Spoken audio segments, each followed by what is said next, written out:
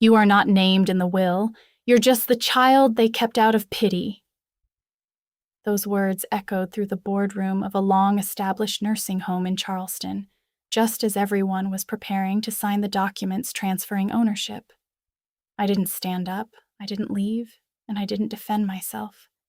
I simply stayed seated, placed both hands on the wooden table, and said that I wanted to review just one clause. 10 minutes later, the entire room was completely silent, and I saw very clearly the moment when the people who had just spoken began to realize that they had spoken to the wrong person, someone who should never have been underestimated. And that is the story of Rowan Hale. There is a very common belief. Family can hurt you, but they can't take everything away from you. But what if they don't need to take anything? What if all they do is erase your name from your own story? And I'm Lisa. Before I tell this story, let me ask you one thing. Where are you listening to it right now? Inside a house that once felt like family, or somewhere you built yourself so you wouldn't have to ask permission to stay? Leave a comment, hit like, and subscribe to the channel, and if you can, please watch this video all the way through. Because there are some stories. The further you listen, the more you understand why you stayed silent for so many years. I sat at the end of the long oak table, the seat reserved for the person who takes notes and passes documents.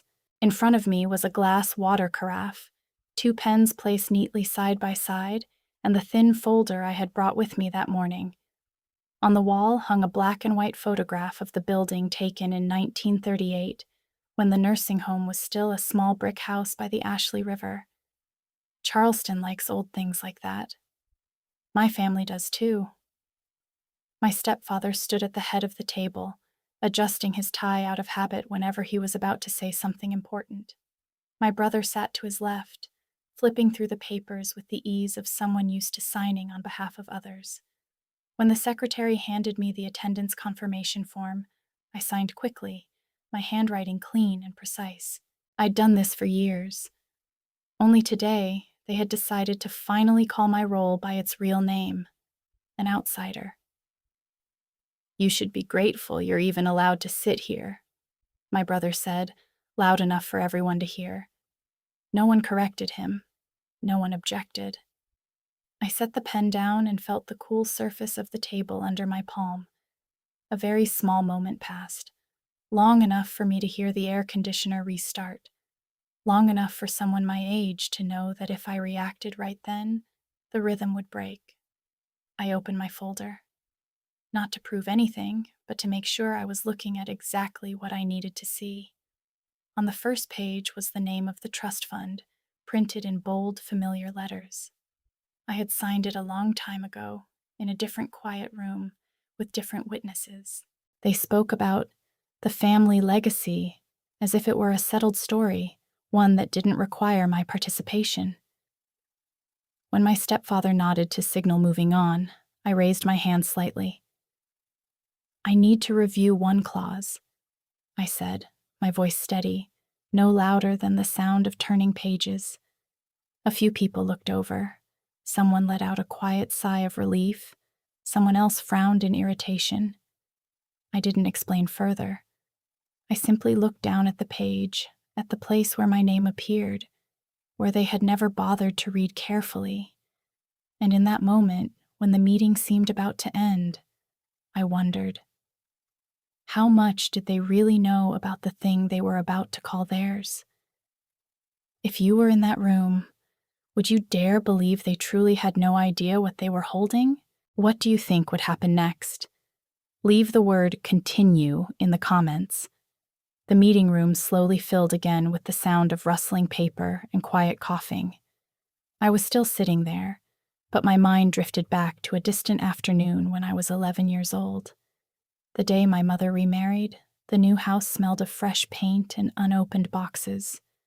I stood in the hallway, backpack in my arms, listening to laughter coming from the living room. No one told me to come in. No one told me to leave. I stood still, as if not moving would keep me from being a bother. The first dinner in that new house was quick and efficient. I was placed at the end of the table. There were no scoldings, no raised voices, just conversations that didn't require my presence. When everyone stood up, I carried my plate into the kitchen. The meat on it had gone cold, the fat congealed into a thin layer. I ate slowly, listening to cutlery clink against the sink. No one asked whether the food was good. The days that followed passed in an even rhythm. I was given small tasks, clearing the table, stacking newspapers, bringing in the mail. If I finished early, I sat in the kitchen. If I was slow, I apologized. No one said I was wrong, but no one said I was right either. I learned to walk quietly, close doors softly, and answer in short sentences. At that age, I understood one very simple thing. Silence made everything easier to breathe. Some evenings I sat alone, my meal placed on the kitchen counter. The yellow light cast long shadows of the empty chair across the floor. I held my fork and waited a few more minutes, as if someone might come back. No one did. I finished my food and washed the dishes. Has anyone ever eaten alone like that in their own home? If you're listening and it feels familiar, hit like, just so I know you're not the only one. Warm water ran over my hands, enough to wash away the smell of food, not enough to wash away the feeling of being forgotten. Silence slowly became a habit. It allowed me to stay in that house without causing trouble. It also taught me how to turn myself into a faint presence in a room. I didn't disappear all at once. I just thinned out little by little, until not being called by name felt normal. In the Charleston boardroom, when someone called me an outsider, I didn't flinch. The sound was as familiar as the clatter of dishes from years ago. I placed my hand on the folder and felt the firm edge of the paper. There were things I had learned to hold on to for a very long time, and there were things that, at this point, no longer had any reason to be swallowed down. I met Margaret Bloom on a light rainy morning while covering a shift in the west wing of the nursing home. She sat near the window, a gray cardigan draped loosely over her shoulders, her eyes following the trees swaying gently in the wind. Her file said she had 3 children, with full names and phone numbers listed. But the visitor log had been empty for months. Staff called it a stable case. I called it a room that was too quiet. She didn't talk much at first. I brought tea, adjusted the curtains, checked the temperature. When I turned away, she asked very softly if I could pull the chair a little closer. I did. That was enough. She began telling scattered stories. An old bakery on King Street, the smell of burnt butter every morning, a house with a long wooden porch where children used to run in circles. She didn't mention her children. I didn't ask. In the days that followed, I stopped by her room more often. One day, I brought a thin notebook and placed it on the table by her bed. She looked at it and nodded. I wrote down names of old acquaintances, vague addresses, a few documents she wanted to locate. Each time I read them back to confirm, she smiled, as if afraid of troubling me. I didn't rush. There was no need to. One afternoon, as I stood up to leave, she gently took my hand, thin but warm. "You're not like them," she said firmly. "You stay." The words weren't loud or dramatic, but they made the room feel smaller. I sat back down. Outside, rain tapped steadily against the windowsill. From then on, I became the listener. Not because I had time, but because no one else stayed long enough. I helped her reorganize her papers, placing them in the order she wanted. Some were old, some had never been opened. I followed her instructions without asking why. She told me to be careful with a few envelopes, saying, "When the time comes, you'll know." I nodded and placed them in the drawer. When I left her room, I usually turned off the light for her and pulled the window closed a little tighter. In the hallway, the carts rolled by and the hourly chime rang on schedule. I didn't know what I was beginning. I only knew that, For the first time in a long while, staying didn't make me feel like I was in the way. The nursing home my family ran often appeared in local papers with bright photographs, smiling seniors, hands being held, headlines about dedicated care and family legacy. At every fundraiser, my stepfather stood before the audience, his voice warm as he spoke about responsibility to the community. My brother handled logistics, shaking the right hands and smiling at the right moments. I stood behind them, passing papers, taking notes, checking lists. Everything looked complete. But behind the posters were short meetings behind closed doors. I heard them talk about cutting dinner portions, reducing personal care hours, switching medications to cheaper alternatives, because the results are the same. Documents were pushed toward me so I could help sign, rush signatures, no one reading carefully. I complied, because that was my role, because I was used to not asking questions in public. One afternoon, as I passed the administrative office, the door was slightly open. I stopped to deliver files and heard my brother laugh. "Don't worry," he said. "They're dead assets. In your opinion, is caring for the elderly a moral responsibility or just a business model? Which side are you on? Keep them as long as you can." The words hit the floor like a heavy object. No one argued. No one fell silent in shock. They nodded and kept calculating. I stood outside, files in my hands, and didn't step in. I walked back down the long hallway, where the smell of disinfectant mixed with thin soup. An elderly woman called my name and asked me to pull the curtain. I did. Sunlight streamed in, illuminating an old photo frame on the bedside table. A person was present there, not a number. That evening, I opened my personal laptop. I didn't announce it. I didn't ask for permission. I created a new folder and named it simply by date. I saved copies of invoices, shift schedules, small changes marked in red pen. Some things had been signed on someone's behalf. Some had been altered. I did nothing else, just saved them. In the days that followed, I continued my routine, passing papers, taking notes, nodding. But every time they mentioned the family legacy, I looked down at the screen where the numbers lined up neatly. I hadn't acted yet. I was only gathering. Sometimes silence is needed so things can speak for themselves. It didn't take long for them to notice I was no longer just doing what I was told. One morning, as I stepped out of the elevator, the secretary called me over and said my stepfather wanted to see me privately. His office was at the end of the hall, the glass door frosted. I knocked softly and went in. He didn't offer a seat. He asked bluntly, in a low voice, "What are you doing with those reports?" I answered briefly, saying I was just storing them for reference. He looked at me longer than necessary, then said something familiar. "Don't interfere in family matters."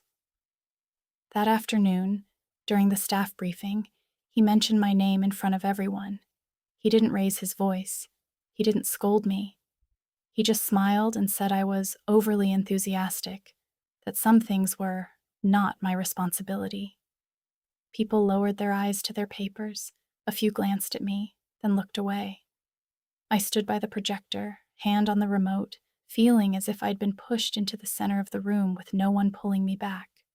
That night, I sat in my car longer than usual, hands still on the steering wheel. Streetlights reflected on the windshield, streaks of light stretching out and fading.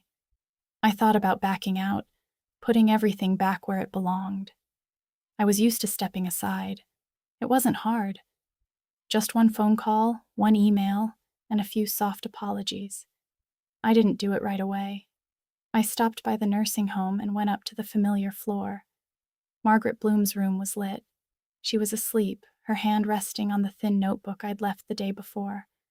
I stood in the doorway, looking at her lined but peaceful face. When she opened her eyes, her gaze met mine. No suspicion, no demand. Just a slight nod, as if to say I was still there. I returned to the office and opened the drawer. The envelope she had told me to be careful with lay at the very back. I placed it on the desk and opened it. Thin pages, clear print. A trust clause I had signed, read, and set aside because the time hadn't come. I took a breath. Not deep, not rushed. Some decisions don't need rehearsal. I logged into the system and opened the access control panel. My finger paused for a beat, then pressed. The clause was activated. No loud sound, no dramatic alert, just a confirmation line appearing on the screen. I shut the computer and stood up. Outside, the hallway was long and quiet. The point where endurance ends had passed. I didn't need to say anything else. The next morning, the system began to respond. No noise, no red warnings, just numbers shifting into place, as if they had been waiting for the right moment to stand upright. I opened the summary dashboard and pulled the timeline back 3 years. Small expenses, steady, slipping just outside the norm before returning. Larger amounts looping through intermediary entities, leaving trails as thin as thread. I took notes, marked entries, exported data. Each time I hit save, I could hear the computer fans speed up by a notch. By noon, the picture was clear enough that it couldn't be ignored. The money flow didn't go to a person. It went into places where no person appeared. The assets weren't held in anyone's individual name. They sat inside paper structures designed to avoid attention. I opened the trust file, cross-checked the clauses, reviewed the access permissions. Everything fit together in a cold, precise way. There was no mistake, only habit. I printed the necessary pages and clipped them together with a silver binder clip. Outside, the hallway was lively with the lunch hour. I walked past the common room, where a group of residents were watching the midday program at just the right volume. Their faces were turned toward the screen, calm. I kept going. Somewhere among the numbers, a question hung in the air. Who really owns the thing called family when everything is converted into cash flow? There were already people in the boardroom. My stepfather stood by the window with a phone in his hand. My brother was flipping through a packet and paused when he saw me walk in. I set the papers on the table and didn't say much. "We need to pause," I said, just loud enough to be heard. A few heads lifted. Someone let out a small laugh, as if I'd made a joke at the wrong time. I turned on the projector and put concise charts on the screen. No long presentation. Just the timelines, the deviations, the intermediary accounts.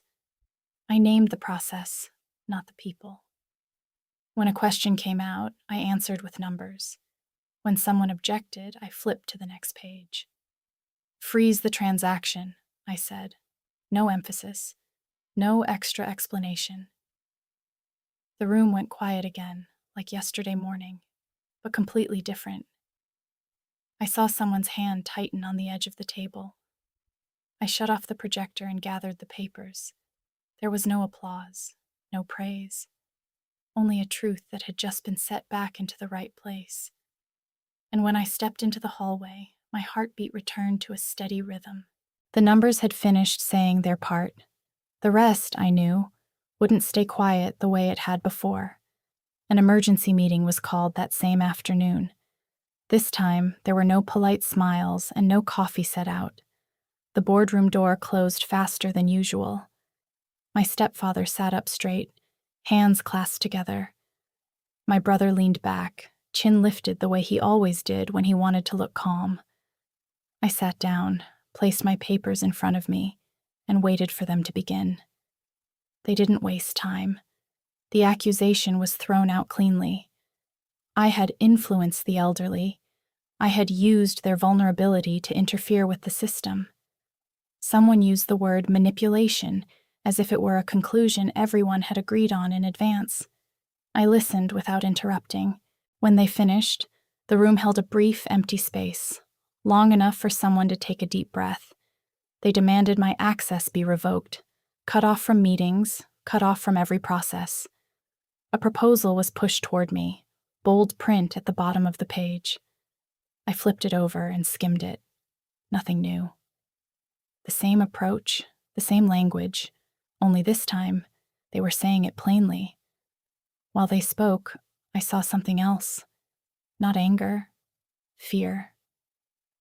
It was in the way my stepfather avoided my eyes, in the tapping rhythm of my brother's fingers on the tabletop. They feared losing control more than they feared being wrong. I didn't push my chair back. I didn't lean forward either. I simply opened my bag and pulled out a thick envelope. I set the envelope on the table, right between the two of them. Paper met wood with a very small sound. "This is Mrs. Bloom's will," I said. No further explanation. I slid the envelope toward them. No one hurried to open it. Someone gave a small laugh, as if it were a late attempt to get attention. I stayed still, my hand resting on the edge of the table. A few eyes flicked toward me and then away. They flipped to the first page, read quickly, nodded as if they'd already guessed the content. I didn't stop them. I also didn't mention there was one more page, the last page, clipped separately, with smaller print, signed later. The air in the room thickened. I heard paper rustle, a chair shift. Someone started a question and then cut themselves off. I looked at the wall clock. The second hand moved steadily. They still hadn't read to the end, and I knew that when they did, this meeting would no longer be about removing me from the system. The final page was pulled out more slowly than the others. Thin paper, small print. The signature set off to the right. Shaky, but decisive. No one spoke for the first few seconds. My stepfather leaned lower, reread one line, then another. My brother leaned in and pulled the packet closer. A chair scraped lightly against the floor, loud enough to feel unpleasant. I stood up to sign. No introduction needed, no announcement. I took the pen and signed on the line confirming my authority as trustee of the fund, where my name had already been sitting the whole time. My hand didn't shake. The shaking had happened long ago, in places with no boardroom and no witnesses. This time, there was only the action. "You're going to destroy this family?" my stepfather asked, his voice low but urgent. The question snapped out like a final judgment. I didn't look at him. I set the pen down, folded the papers, and answered briefly, "I'm following the proper procedure." There was nothing to argue. Procedure doesn't need emotion. I opened my laptop and logged into the management account. A few permissions were already visible, as if waiting for my touch. I selected what I needed and dragged the confirmation bar. The system asked for a code. I entered it. A notification appeared. Transaction paused, effective immediately. I clicked final confirmation. There was no yelling and no one slammed the table, only a silence that fell fast and heavy. My brother let go of the packet. It slipped from his hand and tapped the edge of the table. My stepfather stood still, as if waiting for someone to rewrite this story for him. No one did. I shut the laptop and packed the documents into my bag. When I stepped out of the boardroom, the hallway was still bright, the same as before. The hourly chime rang in the east wing. A staff member pushed a medication cart past me and nodded hello. Life in the nursing home didn't change its rhythm because of a meeting. That made the moment even clearer. Behind the door, someone called my name. I didn't turn back. I knew what had just happened wasn't a loud victory. It was a marker placed in the right spot. Silence didn't disappear. It exploded, not with sound, but with the fact that nothing could go back to the way it was. The days that followed moved more slowly than I expected. No police cars, no sensational headlines, just canceled calls, invitations that vanished, fundraisers, postponed indefinitely. My stepfather stopped appearing in public. My brother withdrew from the familiar boards and committees. No one was thrown out onto the street. No one was publicly shamed. Their status collapsed in the quietest way. Doors no longer opened by themselves. I kept going to the nursing home every day. Schedules shifted, procedures were reviewed, expenses returned to what was necessary. I signed papers, attended meetings, answered questions. Everything was valid. Everything was legal. But when night came, I found myself staying in the office longer, watching the lights reflect on the glass. Relief didn't come. Not the way people promise it will. Sometimes people call that justice. But is justice always a victory? The question hung there, needing no one to answer it, then faded like breath on cold glass.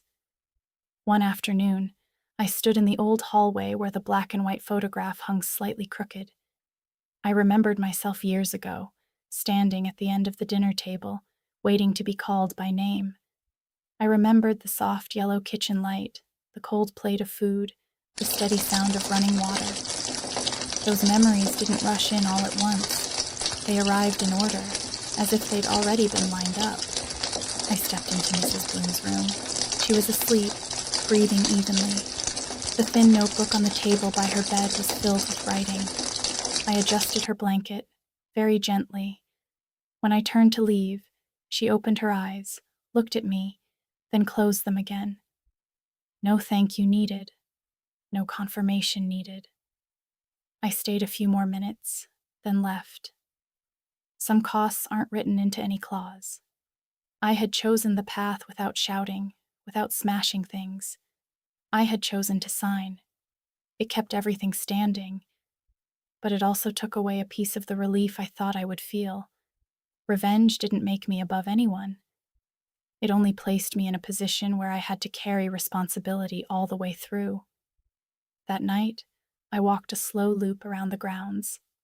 Wind came up off the river, carrying a faint, salty scent. I stopped beneath the trees and looked up at the lit windows. Someone was eating dinner. Someone was sleeping. Life continued, without needing me to prove anything else. And in that moment, I understood that justice wasn't meant to make me feel light. It stayed, heavy and real, like a choice that had been fully paid for. I kept managing the trust after everything that happened, not because it was a trophy, and not to prove who was right or wrong, simply because if I left, everything would snap back to the old way faster than anyone expects. The right to decide had returned to my hands, but at the same time, another concept disappeared. Family, the way I used to call it, no longer had its old shape. I didn't grieve in a dramatic way. I simply accepted a new emptiness, where trust used to be. The daily work continued. I read files, signed documents, sat through reports longer than necessary. I visited Mrs. Bloom regularly, even though she no longer remembered dates clearly. Some mornings, she asked me what my name was. I told her. That was enough. I chose to continue not to win, but to make sure no one would ever be erased from decisions about their own life again. Power, in the right place, doesn't need to be loud. Some nights I walked home along familiar streets, streetlights spilling onto wet sidewalks. I thought about the price I had paid. Not complete, but real. I didn't try to force the broken pieces back together. I let them lie where they were, a reminder that every choice leaves a mark. I learned how to live with that. The story you just heard is fictional, inspired by everyday situations and deeply human experiences. It isn't meant to encourage anyone to repeat the actions in it. It simply offers a perspective to reflect on. If there's a gift you can take from it, it's the right to set boundaries, the right to say enough when silence no longer protects you, and the right to choose responsibility over loud retaliation.